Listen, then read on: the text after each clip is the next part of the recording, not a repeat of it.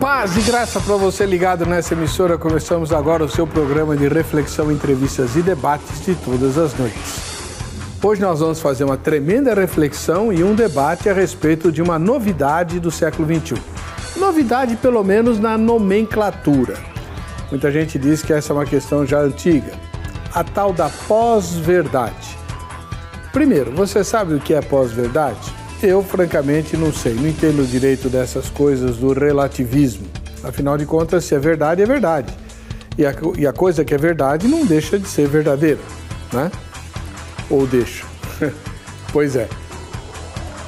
Além de entender esse conceito novo, ou essa forma nova de olhar para a verdade, nós vamos discutir como isso tem afetado as relações e as comunicações entre os cristãos.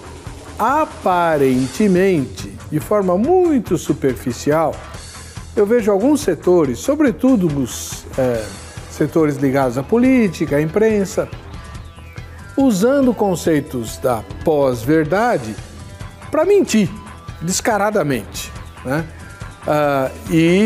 Mas são mentiras justificáveis, válidas, sei lá, coisas do tipo. Entre os cristãos, há espaço para isso? A pós-verdade já nos afetou de algum modo?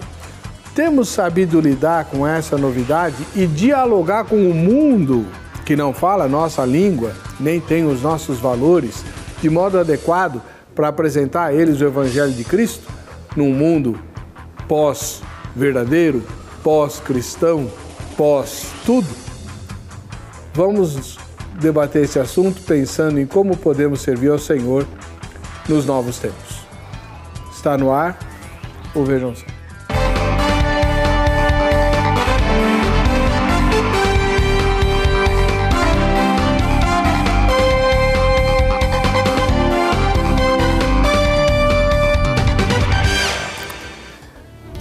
Estamos começando o programa Vejam Só, em nome da Academia Teológica da Graça de Deus, a Agrade, cheios de gratidão por você nos permitir entrar à sua casa, né? E oferecer uma reflexão a respeito dessa coisa tão nova, pelo menos o nome. E a Agrade tem um presente para você que participa do programa. Para você concorrer ao sorteio, você deve votar na enquete que está postada no site vejamsó.com.br. Os convidados de hoje são o irmão Volney Faustini, que é futurista social, não sei o que é isso, e membro da Primeira Igreja Presbiteriana Independente de São Paulo. Paz e graça, Volney, tudo bem?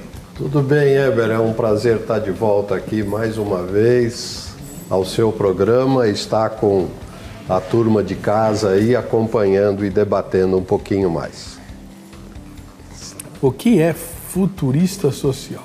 Então, na verdade, hoje nós temos um desafio muito grande que não é só entender os dias atuais, né? Mas nós temos que nos preparar para o futuro. Na verdade, a gente sempre fala assim, né? Precisamos preparar as próximas gerações para o futuro, porque o futuro o que futuro vamos deixar para elas, né? Mas nós estamos numa situação tal que a velocidade das mudanças é tão grande que a pergunta certa é: que geração vamos entregar para o futuro? Porque o futuro já está mais do que definido, está mais do que desafiador para nós, né? Pós-verdade é um dos desafios. Valeu. A Catedral Evangélica fica na rua Nestor Pestana, sabe o número lá? 152. 152, aqui bem pertinho do centro, é onde o irmão Volney congrega. Do outro lado, mais uma vez conosco, o reverendo e professor Donizete Ladeia, que é ministro da Igreja Presbiteriana do Brasil. Paz e graça, reverendo, tudo bem? Paz, graças a Deus, tudo bem, Heber. Uma satisfação poder voltar ao seu programa e poder compartilhar de temas tão interessantes como esse que foi proposto. O irmão trabalha na área da filosofia? Trabalhamos. Lutamos, né, para trabalhar na área da filosofia. Temos vivido esses momentos assim. E está ligado à Igreja de São Bernardo? São Bernardo. Primeira Igreja Presbiteriana de São Bernardo, fica na rua Francisco Ôngaro, número 35, no centro de São Bernardo do Campo. Muito obrigado pela presença. Eu que agradeço. Do irmão. Obrigado. Vamos ver a matéria que o Zeca, mais do que nunca, a matéria de hoje é importante para a gente tentar entender do que vamos falar. Vejam só. O termo pode ser novo, mas o seu conceito já é antigo e gera grandes desafios aos cristãos da atualidade, pois a sociedade já está totalmente impregnada dessa ideia. É a chamada pós-verdade. Antes de entrarmos na pergunta do nosso debate, precisamos de uma definição. Você sabe o que é a pós-verdade? Consegue definir esse termo? Imagino que você está buscando aí na memória, mas de fato o termo é muito recente. Talvez você nunca tenha escutado, mas a ideia por ele defendida é algo que o ser humano sempre enfrentou.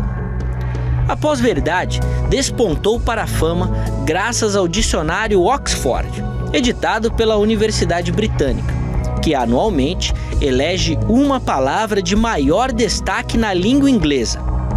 Oxford definiu a recepção e mostrou então a evolução do termo.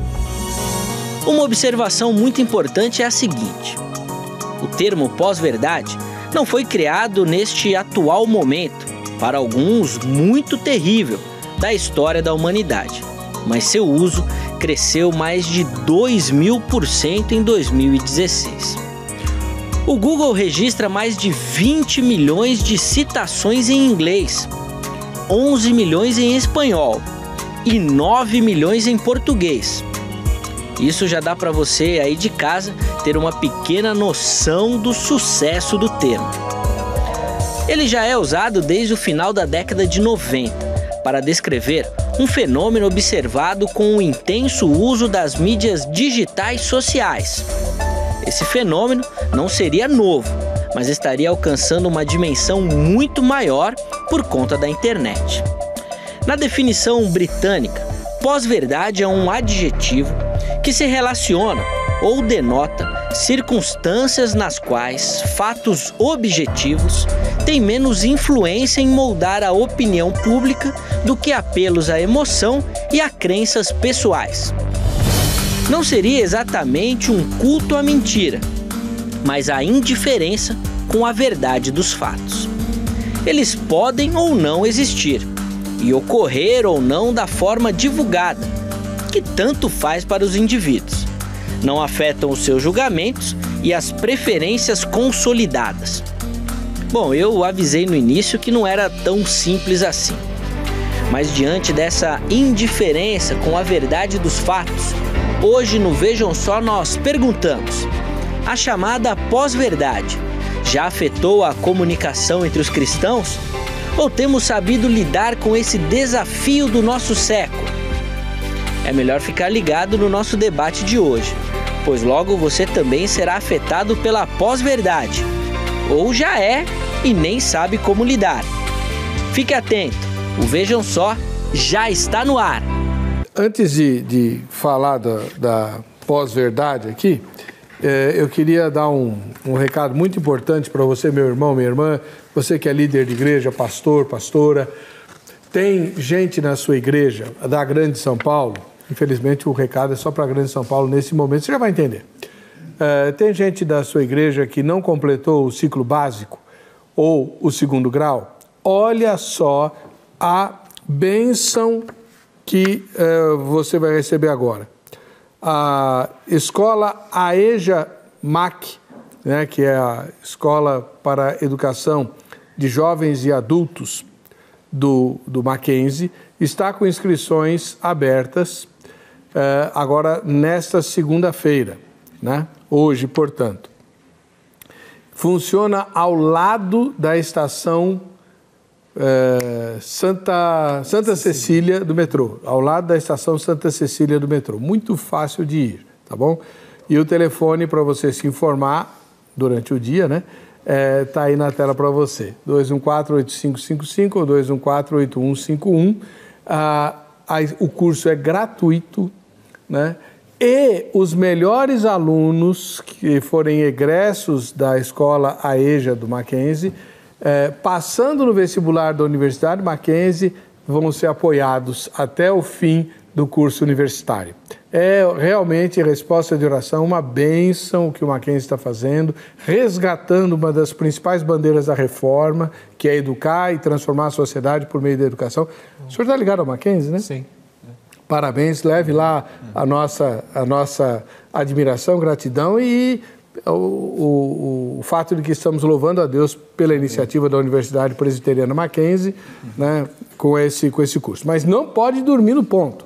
Pega o telefone amanhã, liga rapidinho para você conseguir aí uma vaga para o seu pessoal, tá bom? Beleza. Professor Ladeia, o que é a tal da pós-verdade e ela já afetou a nossa comunicação como cristãos? Bom, a pós-verdade, eu acho que, antes de tudo, dá para se entender bem como um desejo. Ela faz com que a gente possa almejar, alcançar um objetivo, que seria defender alguém ou protestar contra alguém, e sem olhar os fatos em si. Você mais almeja que aquilo seja de fato verdadeiro do que realmente, se aquilo realmente representa um fato concreto. Eu digo que representa uma crise, né? Uma crise com relação ao nosso momento, onde temos várias opiniões e dentre essas várias opiniões você vai escolher uma que mais lhe convém, sem objetivar realmente o que é verdadeiro ou não naquilo que está sendo avaliado. Um partido, uma proposta, uma espécie de posição que alguém possa tomar. Ela tem um contraste, assim, porque geralmente não tem uma ligação com coisas tão ruins ou coisas tão boas, né? Pode ser uma questão partidária e o lado A contra o lado B e coisas assim. E só que, no caso, como a gente está vendo, né, por exemplo, em 2016, o aumento, né, dessa expressão, 2000%, né, principalmente por causa do Trump, por causa da saída da Inglaterra, da questão europeia, né, do euro, da União Europeia. Então, muitas coisas que foram utilizadas nesses argumentos, elas não são tão verídicas, elas são mais emocionais, mais partidárias do que realmente comprovadas como verdades. Por exemplo, no discurso do Trump, dizem que havia cerca de 70 ou 75 informações que não eram tão verdadeiras assim, eram aumentadas, diminuídas, ou então não tinha nada a ver com fatos reais. Então, isso marcou, mas como já foi dito até na própria reportagem, isso não é novo, isso sempre aconteceu. Aliás, até no Brasil já aconteceu também, alguns candidatos para diminuir a evolução do outro candidato lançam uma fala e essa fala ela ganha um vulto, né, como se fosse uma mentira contada várias vezes se tornando uma verdade. Quanto ao nosso evangélico ou evangelicalismo brasileiro, eu creio que ele não está preparado para isso. Eu creio que nós temos um grande problema entre o sujeito e o objeto. Então, eu creio que o nosso evangelho, ele está distante da matriz, e a matriz seria a palavra de Deus. Poderíamos usar um texto como João 10, 17, né? Santifica-os na verdade, a tua palavra é a verdade. Eu acho que muitas vezes o nosso evangelho, ele caminha para um lado não tão sólido, onde tem um objeto tão sólido como a palavra de Deus, ele caminha para um lado mais, muitas vezes, místico. E, por ser místico, é tendencioso a ser mais suscetível à pós-verdade. Muito obrigado, reverendo professor Donizete Ladeia, ministro da Igreja Presbiteriana do Brasil. Agora, a mesma pergunta para o irmão Volney Faustini, futurista social. Futurista social é aquele que usa bola de cristal G4? É quase, né? Que fica querendo adivinhar o futuro, né? Na verdade... 4G, né, G4? 4G. Quando a gente fala de futurista, ser um futurista, é que realmente hoje a sociedade ela está bombardeada por mudanças e novidades. E realmente é muito fácil você entrar na onda das coisas, né? Quando você colocou na introdução que para você é muito fácil o que dizer verdade e mentira, porque você não acredita, você não entra no relativismo, eu acho que isso é um arcabouço, isso é uma estrutura mental do cristão. O cristão não é relativista. Mas, ao mesmo tempo, o cristão, por exemplo, não a maioria, mas alguns, né? Não precisa ser a maioria ou a totalidade, mas alguns são muito consumistas. Como deixa que a sociedade de consumo permeie a vida de um cristão? Ele consegue identificar uma fala relativista, mas não consegue identificar uma moda passageira, uma roupa mais cara, alguma coisa que acaba sendo superficial no seu dia a dia. Então, na verdade, para mim, né, a pós-verdade é uma roupagem nova que não necessariamente é uma doutrina definida que a gente vai combater, mas é um modo de vida, tem a ver com a cultura, tem a ver com a nossa sociedade. Quando a gente fala em política, desde quando há manipulação? Né? Tem aquela famosa história do Jânio Quadros, que tinha acabado de almoçar, foi para o palanque, mas levou um sanduíche de mortadela, para que as pessoas tivessem dó dele, tivessem pena dele, e falam assim, este é um homem trabalhador, vou votar nele, não teve nem tempo para almoçar. Quer dizer, ele estava manipulando, né, a opinião pública. Então, isso não é de agora. Então, a gente falou da mentira repetida várias vezes, acaba se tornando, isso foi uma tática do regime nazista. Então, desde que o mundo é mundo, realmente a gente tem essa batalha, né, entre a mentira e a verdade, né? Satanás é o pai da mentira, Jesus é o caminho, a verdade e a vida. Então, realmente nós estamos aí. Só que falta discernimento para o cristão, e aí é que entra a minha tarefa como futurista social. Eu tenho feito alguns textos, vou soltar um livro nos próximos meses que vai tratar exatamente desse tema, principalmente para as gerações brasileiras. Legal. Mas você não vai escapar não, você também tem que responder a pergunta tema. Lá na página do programa na internet você vai encontrar a nossa famigerada enquete. Vamos lá, vejam só.com.br. Você sabe o que é a pós-verdade? Primeira resposta, sim. Segunda resposta, não. Terceira resposta, não sei, ou nenhuma das anteriores. O não já é o não sei, né? Você pode votar, depende, né? Já que pós-verdade vem do relativismo, então sei. Talvez saiba, talvez não saiba. Enfim, o importante é você votar e participar do programa. O presente da grade hoje é esse livro aqui, ó,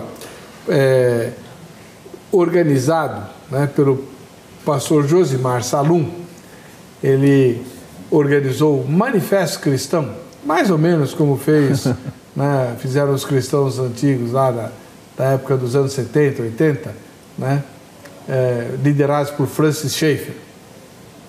Diante do mundo da pós-verdade, o pastor Josimar Salum propõe, ele e outros nobres escritores propõem uma palavra da igreja para o mundo da pós-verdade, né? Se definindo ou definindo algumas coisas. Muito legal o livro dele, a gente vai sortear, mas mais legal ainda vai ser você anotar o telefone da grade e amanhã, no horário comercial, ligar 0 operadora 11 3115 0819, 0 operadora 11 3115 0819. A grade está com um monte de cursos novos para o segundo semestre. Então você vai salvar teu semestre aí, estudando, se preparando para servir a Deus. Tem curso de música, tem curso de canto, tem curso de gestão eclesiástica, tem os cursos bíblicos todos. Eu mesmo começo agora, no segundo semestre, a análise bíblica do Novo Testamento, lá na sede. Enfim, dá uma ligadinha, se informa, tá bom? 0 operadora 11 3115 0819, amanhã você liga. Muito bem. A gente vai para o intervalo. Já deu tempo, ô tia? Deu tempo, então a gente vai para o intervalo. Voltamos já com você aqui no Vejam Só, quem assiste o Vejam Só.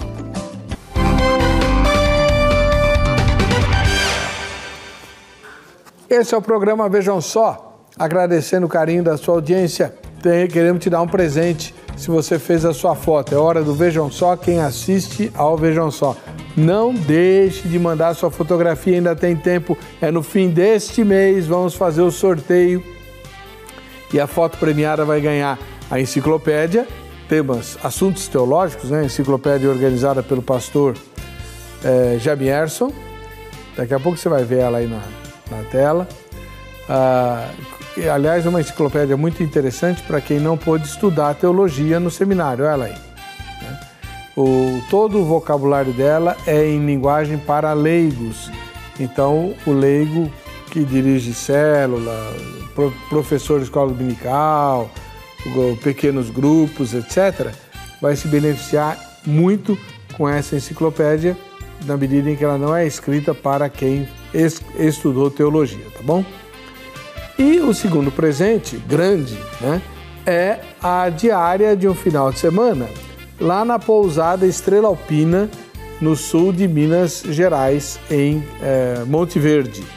Então você vai ganhar a diária do fim de semana e um jantar romântico preparado pelo pastor Marcelo, lá da Missão Horizontes, que é quem cuida da pousada. Uma bênção, um lugar maravilhoso. Aliás, você que é de igreja, podia dar um presentinho para o seu pastor, para a esposa dele, né? Manda eles passarem um fim de semana lá em Monte Verde, na pousada Estrela Alpina ou no Hotel Guanxi. Os dois são ligados à Missão Horizontes, que usam a receita do hotel para financiar a missão. E vai ser uma bênção para eles, pode ter certeza, tá bom? Façam isso. Vamos ver as fotos? Primeira foto de hoje vem de Cajamar, em São Paulo, o Luiz Antônio de Oliveira. O Cajamar é um município limítrofe aqui da capital, né? Bem pertinho. Seja muito bem-vindo, Luiz Antônio. Deus abençoe e boa sorte para você no dia da foto.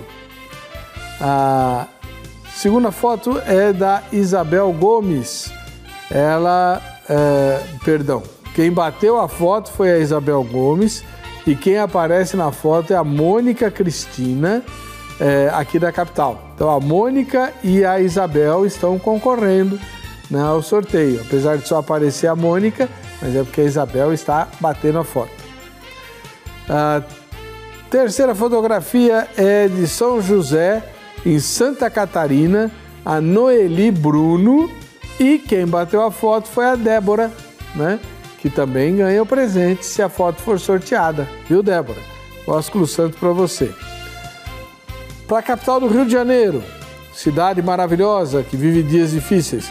Lá nós temos a Cleica Albuquerque de Moraes assistindo ao programa. Valeu, Cleica.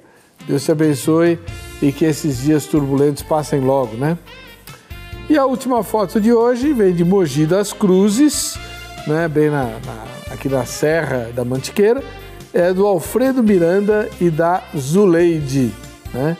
O Alfredo e a Zuleide lá de Mogi estão aí no primeiro plano dessa fotografia. Deus os abençoe, um ósculo santo. Obrigado por participarem desse quadro. Muito bem, o assunto de hoje é pós-verdade. Temos conosco o reverendo e professor Donizete Ladeia, ministro da Igreja Presbiteriana do Brasil. Reverendo, oi. À luz daquilo que o senhor falou e também do que o irmão Volney mencionou, não tem problema nenhum em ser adepto da pós-verdade, ou tem? Aí que está, né? Tem sim. E eu acho que esse talvez seja o ponto do Volney, né, de prever o que possivelmente pode acontecer se isso se tornar um padrão, né? Eu vejo assim, por exemplo, quem não está entendendo realmente o que é a pós-verdade, ele vai ficar à mercê disso. E ficando à mercê disso, ele pode ser manipulado. Ele pode se tornar aí uma espécie de joguete.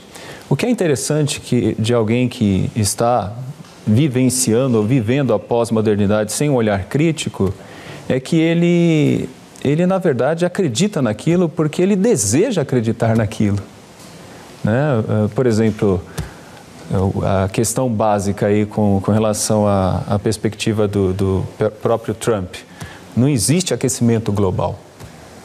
Quer dizer, muitas pessoas vão dizer, é isso mesmo, é uma manipulação e a gente não tem direito de fazer mais do que deveríamos fazer porque há interesses com relação a essa questão de aquecimento global. Então, você deseja que isso realmente se torne uma realidade e você pode realmente ficar à mercê desse tipo de posicionamento. Você se torna partidário disso, crê nisso, mas sem nenhuma convicção que chamamos de pesquisa, né? Sem nenhum dado de pesquisa, sem nenhuma informação que possa de fato concretizar isso. Então, o que a gente precisa, eu creio que é fundamental para um cristão lidar com isso, é ter um senso de dúvidas, né? De saber que quem está projetando uma informação pode estar errado ou pode estar sendo falso, e você precisa realmente ter informações mais sólidas. Então, não seria acreditar de cara no que alguém diz ser verdade, mas ter um sentimento, vamos dizer assim, no bom sentido, mais cético, para que você possa realmente investigar o objeto que você vai realmente defender ou não. Então, eu acho que o grande problema seria esse. Ok. Professor Volney, pelo que o pastor Donizete diz, né, trata-se de uma questão de preferência, né? Ele invoca o tema aí do Trump, quando ele incorpora lá uma série de interesses e diz, não está havendo aquecimento global. Então, a pós-verdade não tem conexão com a realidade dos fatos? Então, o que é até interessante é que essa linha de não aceitar o aquecimento global é fortemente abraçado por nossos irmãos do Norte. A grande massa da igreja evangélica, da igreja cristã americana, ela abraça essa, para nós, pós-verdade, né? Por quê? Porque também por trás dos bastidores há um lobby, há uma influência, que é aquilo que às vezes a gente não consegue enxergar. Daí que prolifera, daí que brota essa pós-verdade que, no fundo, é uma manipulação ou uma coisa que você realmente não pode, não consegue lutar de bate-pronto, né? Mas boa parte dos irmãos não pesquisam, eles acham que é mais como se fosse uma torcida de time. Realmente torcer, né, como eu, para o Corinthians, eu poderia falar, só tem um time. No fundo é verdade, só tem um time vencedor, só tem um time campeão. Há controvérsias, né, reverendo? Ah, meu pai. Então, se eu for achar que o meu é só o meu time que vale, eu estou entrando na pós-verdade. Eu tenho que respeitar os outros times, eu tenho que respeitar, porque aí não é gosto, não é só gosto, aí é a verdade de cada um. Agora, quando se trata de uma linha científica, quando se trata de algo que a gente tem que ter discernimento, tem que ter sabedoria, nós temos que tomar cuidado para não cair nessa conversa onde a gente não tem discernimento, onde a gente não tem profundidade. Bom, tá. Vamos fazer o seguinte, eu vou invocar aqui, né, as opiniões dos nossos entrevistados, onde o Zeca foi colher informações, para que a gente possa ampliar o nosso debate sobre a pós-verdade. Vamos lá. O que é a pós-verdade? A pós-verdade? Não sei. Não sei, não. O que vem depois. E o que seria que vem depois da verdade? Pós-verdade? Pode vir mentira, né? Não sei, mano. Eu creio que não exista pós-verdade. Eu creio que exista a verdade. Porque a verdade, ela é o remédio combatedor da mentira. Como não existe pós-mentira, não pode existir pós-verdade. Jesus, ele diz que ele é o caminho, a verdade e a vida. Então não existe pós-verdade, existe a verdade. E a verdade personificada se chama Jesus Cristo de Nazaré. Uau! Olha, aquilo que eu falei, né? Os cristãos estão meio que ausentes do diálogo que se coloca no mundo. É isso mesmo. E aí a gente não faz nem ideia do que seja. Né? Como é que o senhor vê isso, professor? Infelizmente, né? Eu acho que enquanto a gente estiver um tanto quanto que alienados de assuntos assim, o nosso evangelho fala com as paredes, especificamente. Ele conversa somente com as paredes. É interessante que tudo que a gente vê em Bíblia, no contexto da Bíblia, e até no próprio evento bíblico, nos momentos bíblicos, há sempre uma comunicação. Né? Você vê um Paulo que consegue comunicar bem com aquele que não é cristão ou que está num contexto gentílico, né? Então, enquanto nós estivermos assim, nós ouviremos questões do tipo filosofia não tem problema, pesquisa não tem problema, a gente só tem que cantar, louvar, adorar e vamos fazendo isso e nos isolamos numa torre de marfim. Eu chamo isso de um ascetismo moderno, né? É um ascetismo moderno. Se discute muitas coisas, mas essas questões são importantes. O mundo está passando por isso e o cristão está no mundo. Ele deve fazer a diferença no mundo. E nós, para fazermos diferença no mundo, precisamos da base fundamental, que é a Bíblia. Realmente, como ele disse, né, na questão do caminho, a verdade, precisamos realmente de Cristo. Mas esse Cristo, ele é pregado no mundo para pessoas que estão no mundo e vivenciando estas coisas, né? Então, pós-verdade não é o que nós ouvimos. Pós-verdade é um desejo e muitas vezes ele pode se tornar até um desejo religioso, até religioso. Doutrinariamente, eu acredito que a gente está bem respaldado, né? Teologicamente, mas quando a gente vai para o mundo prático dos jovens, por exemplo, né? Quando se trata do vestir, quando se trata da música, quando se trata de gostos, né? Não é só time de futebol, quando se trata até de comportamentos, e como realmente nós hoje temos uma diversidade muito grande, né? Até que ponto a gente pode aceitar, até que limite vamos chegar, vamos fechar as portas e não permitir que um jovem de brinco venha comungar na nossa mocidade. Então, os desafios são muito amplos quando a gente vai para o dia a dia. E é isso que nós precisamos preparar a igreja, para poder compreender realmente como lidar com as situações que não é que elas vão permanecer assim, elas vão cada vez mais ficar mais diversificada, cada vez mais diferente, cada vez mais chocante. Bom, deixa eu fazer uma pergunta bem prática aqui, né? Lidar com a pós-verdade é lidar com a mentira ou não? Eu creio que com certeza, por exemplo, você pode desejar muito que alguma coisa seja verdadeira e ela não é. Então você está se enganando. E se está se enganando, é uma mentira. Eu não posso desejar, por exemplo, que a água não aqueça a 100 graus Celsius. Eu sempre não posso desejar, eu não vou colocar a mão, né, num balde de água quente, fervendo, porque alcançou 100 graus Celsius. É uma questão física, é uma questão de leis. E alguém pode dizer, puxa, mas isso é tão somente racional, porque você está falando de um evento físico, né?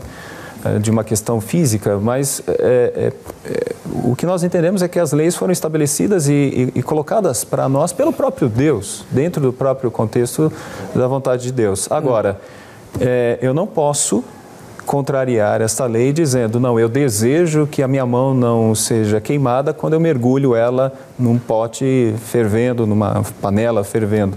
Eu vou ter que me deparar com a própria realidade em si. Eu acho que esse é o ponto, Heber, é uma questão de se deparar com a realidade.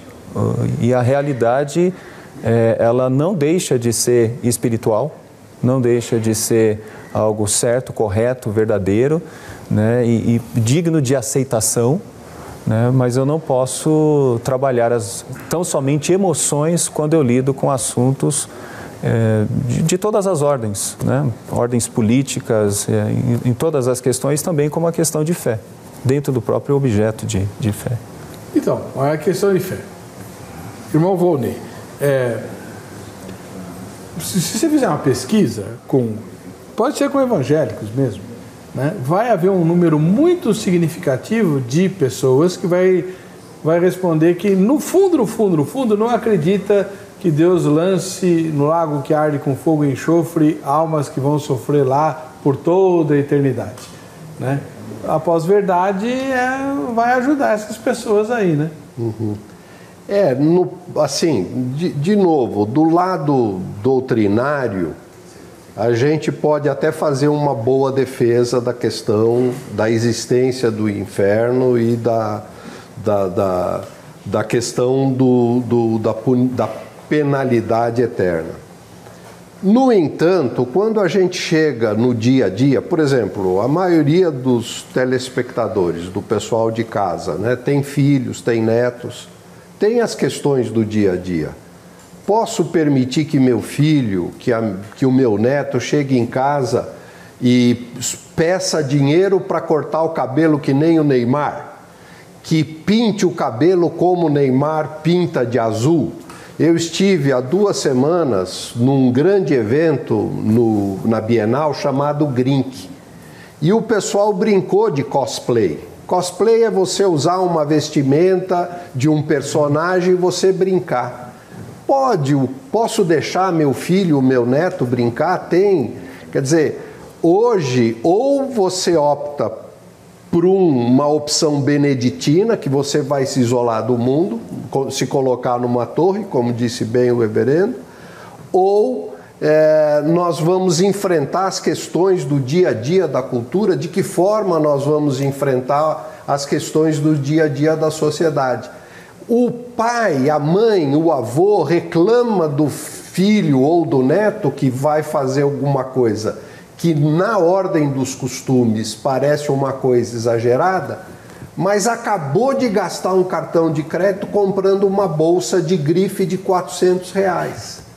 Então são 2 pesos e 2 medidas que está sim querendo impingir para uma criança e não se coloca, não se tira a trave do seu próprio olho. Então, como contextualizar? Eu não estou falando contra comprar, já que uma coisa é gosto, por que a outra não é gosto? Como resolver essa questão no dia a dia? Porque a outra é gosto do outro. O gosto do outro sempre é inferior ao meu. Claro, uai. Né? Reverendo, a palavra de Deus escapa ao escrutínio da pós-verdade? Não, ela é a base para lidar com a pós-verdade.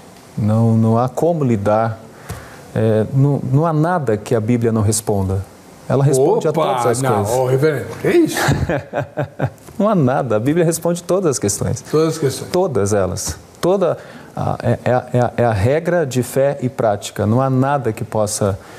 se você quer fazer ciência, você precisa da Bíblia. Se você quiser fazer filosofia, você precisa da Bíblia. Se você quiser fazer política, você precisa da Bíblia. Ela é a melhor forma de nós lidarmos com isso. Então, ela é a melhor forma de lidarmos contra essa questão tão típica em nós. Eu acho que é isso que estamos falando aqui.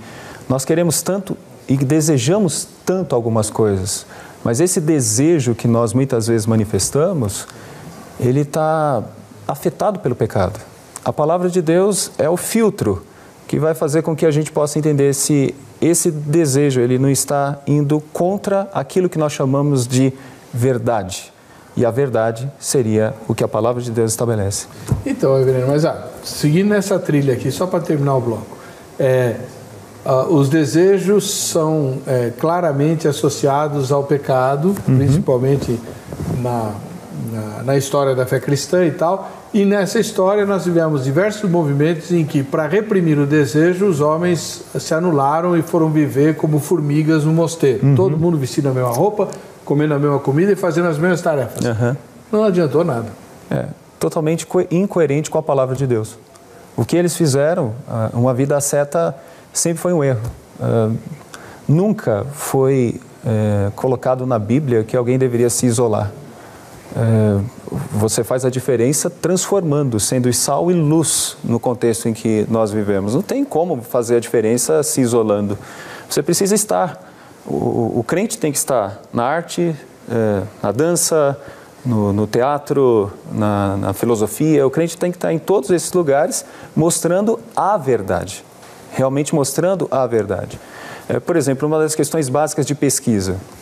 Se eu sou protestante e eu vou fazer uma análise, eu encontro um autor católico que apresenta uma tese que é coerente com a minha tese, eu vou dizer assim, puxa, é interessante, eu devo citá-lo e reverenciá-lo.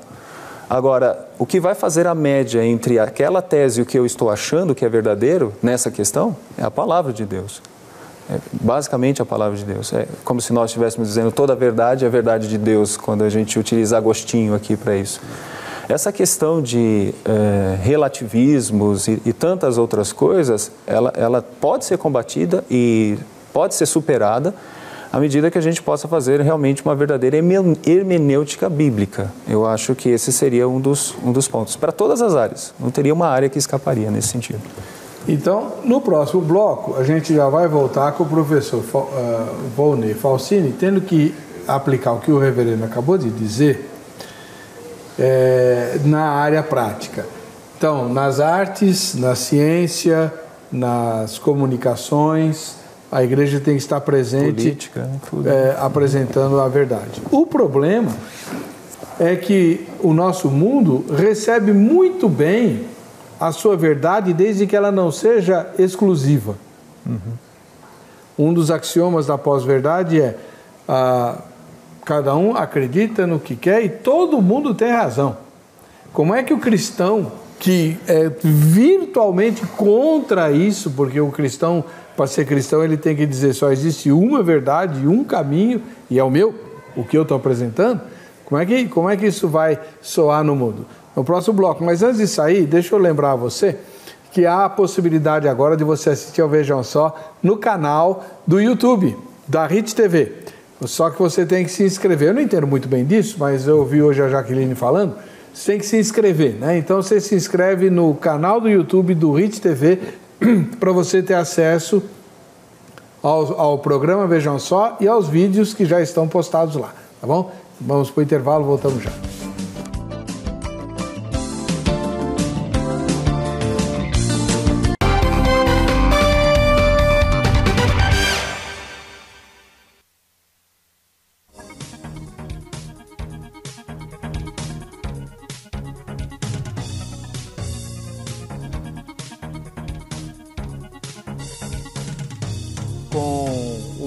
Como cristãos. Temos descoberto aqui que, na minha tradução livre, pós-verdade seria o seguinte, né? Se eu gosto de alguma coisa, essa coisa está certa. Se eu não gosto, ela está errada. É meio que isso, né? Então tá bom. Só que o nosso mundo, a nossa sociedade pós-moderna, ela está aceitada sobre o tal do pluralismo. Então, quase tudo é válido e todo mundo se respeita e vive muito bem. Aí tem os cristãos que são os chatos de galocha, porque dizem que só existe uma verdade e é exatamente a deles e todos os outros estão errados. E aí, professor Volney, como é que o senhor vê isso? Essa questão, né, do mundo líquido, porque você não consegue ter nada concreto ou objetivo, realmente afeta todos nós. O mundo que a gente sai na rua, que os filhos vão para a escola, que a gente vai para o trabalho, ele está vivendo debaixo dessa força que é de um mundo líquido. Mas eu queria voltar um pouquinho para o desafio do dia a dia, principalmente pais e filhos, principalmente avós e netos, pastores da mocidade, né? Quer dizer, hoje a gente não pode deixar de trabalhar essa questão da coerência, de você ser exemplo e de você fazer tudo com muito amor. Quer dizer, a nossa doutrina pode ser impecável, né? E aí, 1 Coríntios 13 fala, ainda que eu fale a língua dos anjos, tem que ter amor. Então, o cristão, a grande convocação para o cristão, no momento atual, é uma convocação para o amor. Tem que se dedicar, e hoje muito mais. Porque era fácil você, no passado, dar uma ordem e os filhos obedecerem. E aparentemente estava tudo debaixo do amor. Muitas coisas, na verdade, estavam sendo varridas para debaixo do tapete. Hoje em dia as coisas estão muito mais transparentes, estão muito mais às claras. A nossa vida está aberta, não só para o público em geral, mas para o grande irmão que conhece os dados da nossa privacidade.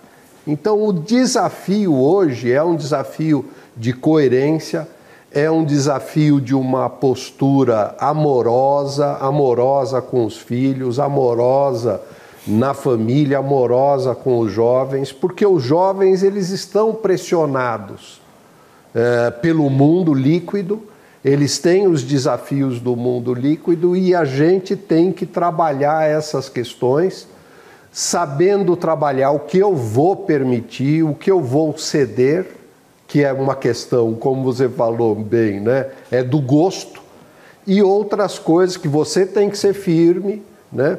A sociedade, ela está, de uma certa maneira, super protegendo os mais jovens, né? Dando tudo para os mais jovens. A criança tem 2, 3 anos, já dá o celular para a criança. Não, se eu não der, é falta de amor. Acho que é o contrário. Se você der, é porque você está amando mais a você mesmo.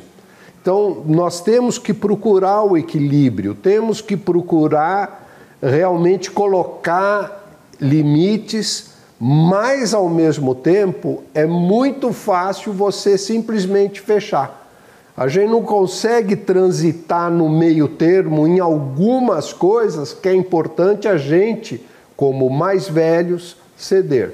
Então eu acho que o grande desafio está aí. Amor, coerência, trabalhar com discernimento para poder, na verdade, hoje, os comportamentos, os costumes, o modo de se viver é como surfar em ondas. Tem ondas que são muito perto de tubarão, perigosas, né? A perdição, né? E tem ondas que você está mais seguro, mas você tem que dar essa liberdade em amor, em exemplo, em coerência para os mais jovens.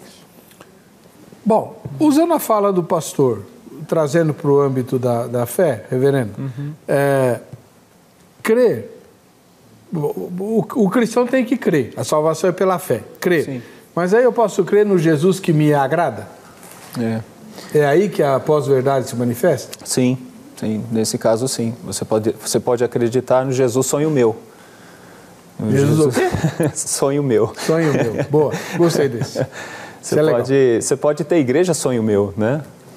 É aquilo que você quer tanto, né? Você, esse pastor não é bom, eu quero o meu pastor, um tipo de pastor que é o seu sonho de pastor, né?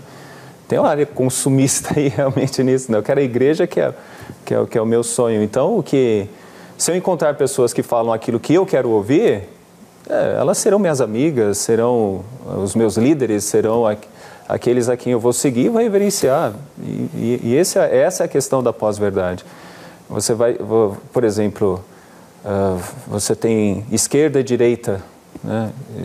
Alguém vai dizer assim, ele é de esquerda. Não quer dizer que ele é de esquerda que ele não possa ser uma pessoa que possa ser interessante até para um governo, ou de direita, alguém de esquerda olhando para alguém de direita dizendo, não, ele tem condições de ser um bom governante.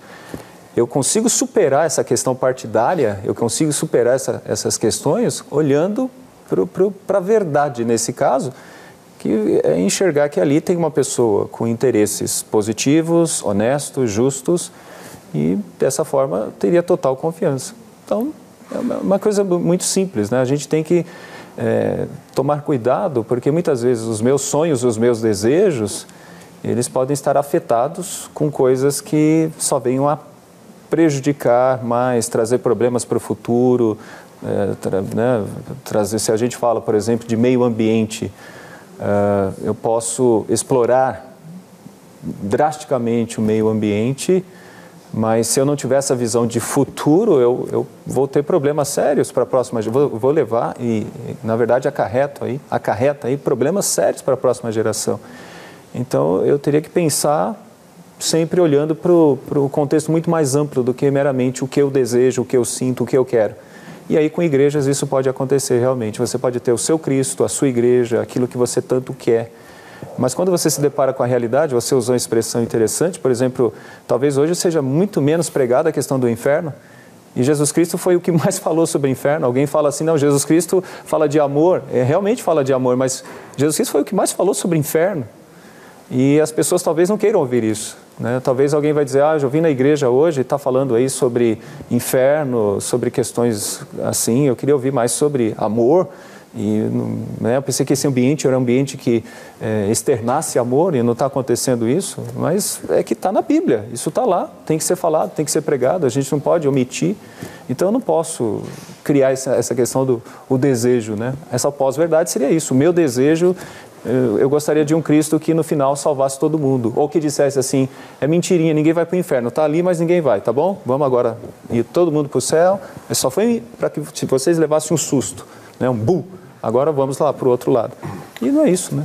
Então. É que o desafio maior para a igreja, diante dos jovens, das novas gerações, não é tanto a questão doutrinária, que instrumento eu vou permitir que alguém toque? Vou permitir que alguém toque uma música um pouco diferente dos hinos tradicionais? O rapaz que vai dirigir o louvor, ele está com o cabelo da cor da minha camisa, azul. Vou permitir que ele dirija o louvor? A moça que vai dirigir o louvor está com um penteado diferente, mais exótico. Estou dando exemplos, mas no dia a dia eu não preciso dar exemplo, ele vem sozinho. Uhum. E nós vamos perder as gerações mais jovens, não por problema doutrinário, mas por não sabermos lidar com os desafios que essa diversidade, que essa pluralidade está nos trazendo e trazendo a eles. E aí, realmente, nós temos que sair da nossa zona de conforto, porque é gostoso estudar doutrina, é gostoso estudar, mas lidar com o dia a dia os desafios do dia a dia já é mais trabalhoso, já me tira o sono, eu vou ter que acordar mais cedo, eu vou ter que orar mais. Então, esse desafio para os pastores e para os líderes de jovens de música, é isso que vai pegar. Eu vejo que aí você entra no outro campo, e eu acho interessante isso também, né? Porque eu creio que, acima de tudo, o que deve fazer com que a gente enxergue o outro, né, por exemplo, dentro das nossas convicções, é a questão doutrinária e não é a questão de vestimentas ou coisas que a pessoa faça ou deixe de fazer. Mas nesse campo, eu acho que nós vamos sempre encontrar essas diversidades, né? De uma certa forma, vamos sempre encontrar. Por exemplo, eu posso ter na minha igreja os meus meninos cantando Bach, enquanto na outra igreja tem o pessoal com rock, né? E qual é o grande problema disso, né? Qual é a grande questão disso? A grande questão disso é o aspecto realmente doutrinário, né? O que nós realmente cremos, no que realmente nós cremos. Agora, tanto um como o outro não poderia causar esse efeito de vocês não são, nós somos, vocês não são e nós somos. Quanto a isso, eu tenho uma opinião. Eu acho que alguém vai dizer assim, puxa vida, você é pastor e você prega de terno e gravata? Sim, eu acho que isso é reverência e o meu padrão para isso é a palavra de Deus. Na minha igreja cantam Bach ou outras músicas, mas eu acho que isso também tem uma conotação e uma reverência com a palavra de Deus. Agora, isso não impede que meus meninos gostem de rock e conversem com pessoas que também gostem de rock e possam também tratar de assuntos com relação a isso. Mas vai ter um ponto que vai chegar no denominador comum. Aí a gente pode falar da questão doutrinária. E aí que fecha todo Mas o contexto. pode ter coreografia na sua igreja? Então, aí que está. Se nós entrarmos por esse campo, nós vamos dizer o seguinte, o que determina uma igreja? O que de fato define uma igreja? É coreografia? É a música? São essas coisas que vão definir uma igreja? Porque se for isso que for definir uma igreja, então nós vamos ter aí um grande problema. Porque se você pegar, por exemplo, na África vai ser de um jeito, você vai pegar na Europa será de outro jeito, né? Você sempre terá algumas divergências e são questões culturais. Tá. Agora, o que nos une? As questões doutrinárias. Não, mas se tiver um jovem que queira, ou um grupo de jovens que queira fazer isso, como que você, como pastor, que tem uma postura mais tradicional, mais de reverência, simples. Como você vai lidar com isso para não perder o jovem? Eu creio que um jovem desse, se ele tem, por exemplo, uma aptidão para dança, ele vai poder exercer isso num ambiente onde ele possa comunicar isso. Mas não no culto. Na igreja, eu acho que o culto... Vamos falar de culto. Então, agora é outra coisa, é culto. Se falarmos sobre culto, nós estamos falando sobre uma outra coisa. Eu acho que culto é reflexão e não ação. Eu acho que esse é um grande problema e perdemos isso desde a igreja primitiva, foi recuperado na reforma e eu acho que a gente tem tendências a perder. Transformar a igreja no teatro, sendo que a igreja não é teatro. Transformar a igreja em cinema, sendo que a igreja não é cinema. Transformar a igreja num lugar para uma série de atividades que ali não há espaço para isso. Eu creio que existe esse espaço e pode ter esse espaço. Eu não posso tolir um jovem meu de ser um bom cantor, inclusive secular. Eu não posso tolir um jovem meu de ser um bom guitarrista, inclusive secular. Mas eu posso dizer o seguinte, na minha concepção, aí é uma questão que vamos para a Bíblia, uma discussão bíblica, e eu vou dizer o seguinte, eu acho que o culto é um lugar de mais silêncio e reflexão, onde a gente medita mais e para mais, do que viver num mundo corrido e agitado como esse que a gente está vivendo, e que muitas vezes transforma a igreja nesse mundo corrido e agitado também. Tá, mas a questão, reverendo, é que vão responder para o senhor assim, essa postura que o senhor está assumindo, ela é muito mais oriunda da tradição do que de uma leitura atenta das Escrituras, porque então todo mundo que faz culto diferente disso não está lendo a Bíblia. Isso é ótimo, porque aí vamos para o campo onde a gente tem que ter um objeto para discussão, e é esse o ponto, Weber. Eu acho que você chegou na questão, e aí discutimos pós-verdade nisso. Na pós-verdade você tem muito mais desejos do que de fato um objeto de estudo. Então, por exemplo, qual é o objeto de estudo de todos os cristãos? Todos eles. Deveria ser a Bíblia.